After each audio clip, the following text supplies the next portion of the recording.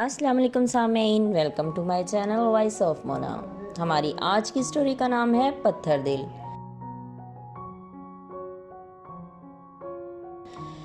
سعادت حسن خان ایک کھاتے پیتے زمیندار گھرانے سے تعلق رکھتے تھے۔ وہ کمپیوٹر کالج میں پڑھ رہے تھے۔ وہ عام سی شکل و صورت کے انسان تھے، لیکن ان کی آنکھیں بہت خوبصورت تھیں۔ بال بھی گھنگریالے تھے۔ ڈارک براؤن بال اور براؤن آنکھیں ان کی شخصیت کو سحر زدہ بناتی تھیں۔ وہ روٹین سے کالج جاتے۔ پرنسپل سے ان کی بہت اچھی دوستی تھی۔ اس گروپ میں 8 لڑکے اور 6 لڑکیاں تھیں۔ ان میں ایک عنایا بھی تھی۔ وہ بہت زیادہ خوبصورت تھی۔ سعادت حسن خان سارا وقت اس کو دیکھتے رہتے۔ وہ عنایا کو بالکل بھی اچھے نہیں لگتے تھے۔ عنایا کو گھورنے والے لوگ بالکل پسند نہیں تھے۔ سعادت حسن خان عنایا کے لیے کافی سیریس تھے، لیکن عنایا کو بالکل بھی کوئی دلچسپی نہیں تھی۔ پرنسپل نے ایک دن عنایا سے کہا، عنایا، سعادت حسن خان آپ سے شادی کرنا چاہتے ہیں۔ عنایا نے کہا، سر میں یہاں پڑھنے آتی ہوں، ان مقاصد کے لیے نہیں آتی، اور آئندہ مجھ سے ایسی بات نہیں کیجیے گا۔ پھر سعادت حسن خان آ گئے۔ وہ پرنسپل کے روم سے ہو کر آئے تھے۔ ان کی آنکھیں سرخ ہو رہی تھیں۔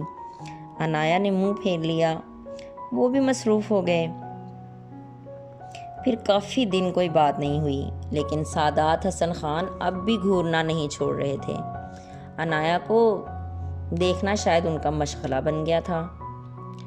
عنایا کو تھا کہ کورس ختم ہو اور اس کی جان چھوٹے۔ ایک دن عنایا کے کمپیوٹر میں کوئی مسئلہ ہو گیا۔ پرنسپل نے سعادت حسن خان کو بولا کہ دیکھو۔ وہ آ کے کمپیوٹر دیکھنے لگے۔ عنایا اٹھ کے سائڈ پہ ہو گئی۔ سعادت بولے، انسان ہوں، جانور نہیں، تمہیں کھاؤں گا نہیں۔ عنایا نے غصے سے دیکھا۔ وہ بولے، مجھے اندر سے مار رہی ہو تم، کیا ملے گا ایسا کر کے؟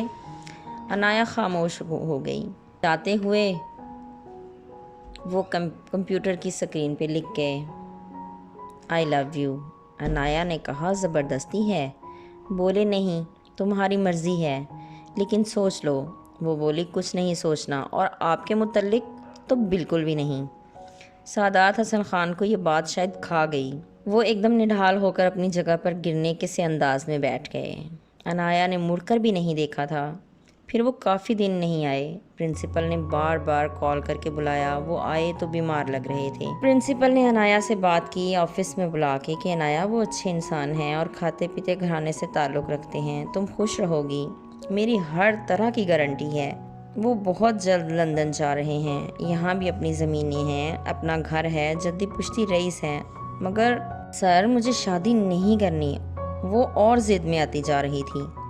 خیر، پرنسپل بھی چپ کر گئے۔ وہ اس دن کالج سے نکلی تو سعادت حسن خان اپنی گاڑی لے کے باہر کھڑے تھے۔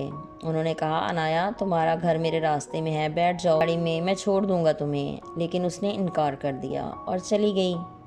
پھر سعادت حسن خان دوسرے دن کالج آئے۔ وہ بھی آئی۔ آج انہوں نے کوئی بات نہیں کی۔ پھر کچھ دن بعد سعادت حسن خان نے پورے گروپ کی دعوت کی۔ وہ جا رہے تھے لندن۔ ملک سے باہر جانے سے پہلے وہ سب کو ٹریٹ دینا چاہتے تھے۔ کھانا بہت اچھا تھا۔ عنایا بھی سب کے ساتھ ہی تھی۔ سعادت حسن خان سب کے لیے گھڑیاں لائے تھے، سب کو دیں۔ عنایا نے لینے سے انکار کر دیا۔ میں کسی سے گفٹ نہیں لیتی، میرے پاس بہت ہیں، پتہ ہے مجھے تم روز نیو واچ پہن کر آتی ہو، سب میں شامل ہو۔ وہ جانتی تھی اسی کی وجہ سے انہوں نے سب کو گھڑیاں دی تھیں۔ پھر پرنسپل کے اصرار پر اس نے رکھ لی۔ واچ واقعی بہت خوبصورت تھی۔ پھر وہ چلے گئے، دوبارہ کبھی واپس نہیں آئے۔ پرنسپل کے ساتھ ٹچ میں تھے۔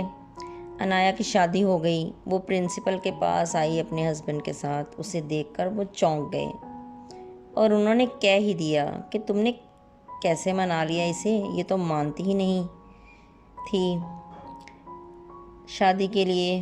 اس نے کہا، ان کی والدہ نے ہی رشتہ طے کیا ہے۔ انہوں نے عنایا کی طرف بہت عجیب سی نظروں سے دیکھا۔ تم نے اچھا نہیں کیا سعادت حسن خان کو ریجیکٹ کر کے۔ وہ بھی سمجھ گئی تھی۔ جیتے رہیے، خوش رہیے۔ ملتے ہیں اگلی کہانی کے ساتھ۔